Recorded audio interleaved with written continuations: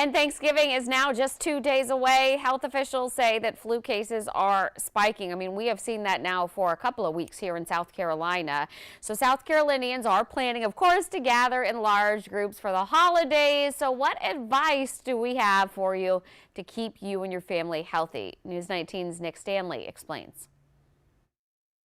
I'm just going to relax, eat some turkey, and watch a lot of football and play with my grands. A relaxing weekend on deck for Reggie Sims of Columbia. He says this year, like many other people, he plans to spend the holiday with family. For Rhonda Cortez, that means flying from Columbia, South Carolina to Columbia, South America. She says the recent spike in respiratory illness cases has been on the mind of her family members, so they're taking steps to be safe. Everybody's vaccinated and everybody's bringing COVID tests, and we're going to self-test when we get there. Dr. Jonathan Kanuka is with the state health department. He says you shouldn't avoid getting together for the holiday, and if you plan on getting together in a crowd this week, take this advice to protect yourself and others. Practicing good hand hygiene, washing your hands well, thoroughly, covering any coughs or sneezes, consider wearing a face mask if you're around large crowds indoors. So these are good common sense practices that people should follow. He notes the single best way to prevent a serious case of the flu is to get your flu shot. He adds right now 85% of South Carolinians under 65 have not received their flu shot.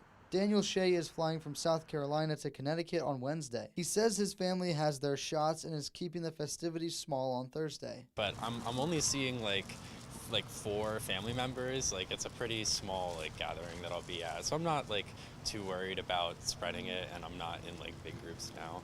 Though travel between states does increase the chances of being exposed, Kanuka says you don't need to avoid it as long as you're careful. No, I think people just need to use common sense when they're traveling. I think it's very reasonable when you're traveling through crowded spaces and airports to put a face mask on. In Columbia, Nate Stanley, News 19 WLTX. Well, DHEC adds that there's still time for you to get your flu shot if you plan to travel for Christmas and spend time in large groups. So get it now so it can be fully effective by then.